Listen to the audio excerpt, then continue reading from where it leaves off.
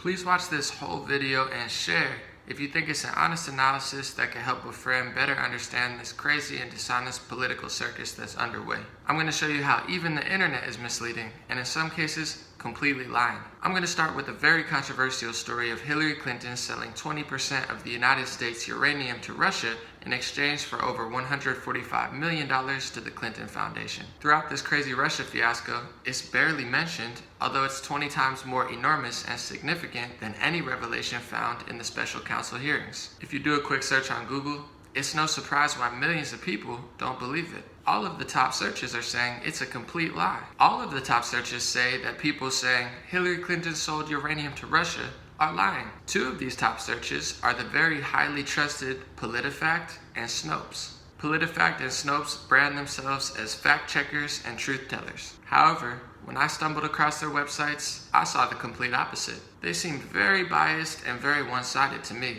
So I did a little research. Within only 10 minutes of researching Politifact, I found out something very interesting. It says directly on their website that the Knight Foundation is putting up $140,000 in new support to help their fact-check claims made about the 2016 presidential candidates. Keep in mind, that's not fake news or conspiracy. That's directly from their own website. Now, if you go to the Knight Foundation's website, you can see that they're not only funding Politifact, they also gave $200,000 in support of the Clinton Global Initiative University meeting hosted by President Bill Clinton and Chelsea Clinton in Miami. This isn't their first event with them either. They've been doing them since 2009. You'll also remember that Politifact teamed up with Facebook to fact-check fake news. Interestingly enough, you can also find that Politifact teamed up with MSNBC. When I look at Politifact's reporting, I can see that it's very biased and very one-sided. So you're telling me that a website and a company that teamed up with MSNBC that gets funded by the same people who fund the Clinton Global Initiative is supposed to be checking the facts now?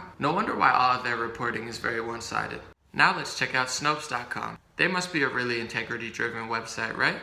Actually, it doesn't really seem like it. It was founded by husband and wife Barbara and David Mickelson, who recently got in a divorce. In that divorce, Barbara is claiming in legal documents that he embezzled $98,000 of company money and spent it on himself and prostitutes. In return, he's blaming her, claiming to be underpaid, and demands at least $360,000 a year. So his ex-wife blamed him for spending company money on prostitutes. How does he respond? By marrying a woman named Alyssa Young, who has herself posted on escort sites. She's now an administrator on Snopes.com. I'm not judging anybody in their personal life. That's for you. I'm not trying to get into your private life. But it sounds like this website deserves a few questions before everybody just accepts it as pure fact and truth. Also very interesting is Forbes did a follow-up on this Daily Mail article saying, is this true or is this just another case of fake news? The Forbes journalists did their own research, reached out to Snopes.com, and pretty much found out they were a lot sketchier than he thought they were going to be. He went into it trying to debunk fake news and came out of it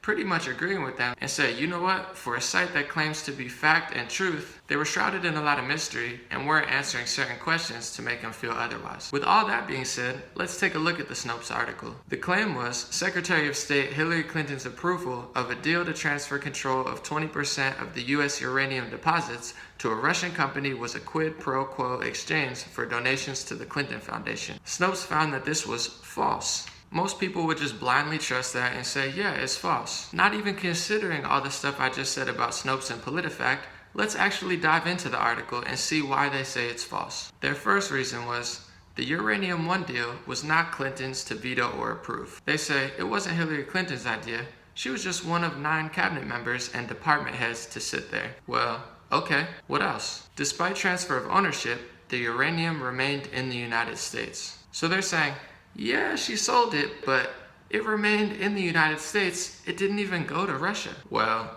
okay, so they bought all this uranium and let it sit in the United States.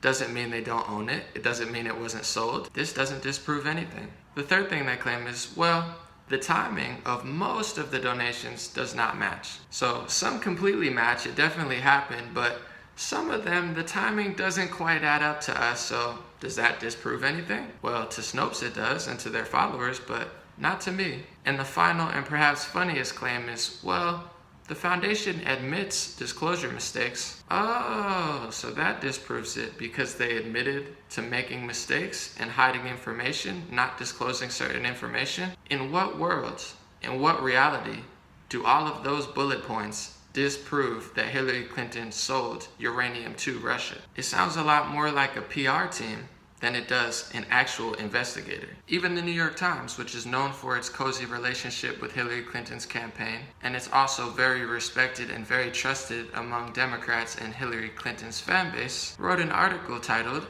"Cash Flowed to Clinton Foundation Amid Russian Uranium Deal." It showed how Uranium One's chairman used his family foundation to make 4 donations totaling $2.35 million. It also showed how shortly after the Russians announced their intention to acquire a majority stake in Uranium One, Mr. Clinton received $500,000 for a Moscow speech from a Russian investment bank with links to the Kremlin that was promoting Uranium One stock. There's also a whole documentary called Clinton Cash where they break down where all of the donations came from and that whole incident. So even with overwhelming proof and evidence, the top 8 or so Google searches tell you, no, Hillary Clinton never sold uranium. It's completely false. It didn't happen. So most people would think, oh, it must have not happened. It definitely doesn't exist. But when you know the truth about Politifact, when you know the truth about Snopes, and when you know the truth about the truth, these claims that it never existed seem a lot less credible. This is just one of the many ways that the internet, including Google, Facebook, Twitter, YouTube, and many other sites, often purposely lead people into one direction. Doesn't mean it's right. It doesn't mean it's wrong. It doesn't mean they have good intentions. It doesn't mean they have bad intentions. But you could clearly see all of these sites purposely leading people in one direction on numerous occasions. It's hard to find real, honest, unbiased news nowadays. And it's especially hard because many corporations and many news publications are accepting millions of dollars, or they're actually owned and controlled by somebody who's involved politically. Now, I'm not here to judge anybody. I'm not here to point the finger. I want us all to live harmoniously in peace and prosperity. But whether you're left-leaning, right-leaning, or consider yourself a centrist, the internet will mislead you if you're not paying attention. Share this video if you like it, and look below in the comment section to donate to Honest News Analysis. Thank you so much for your time.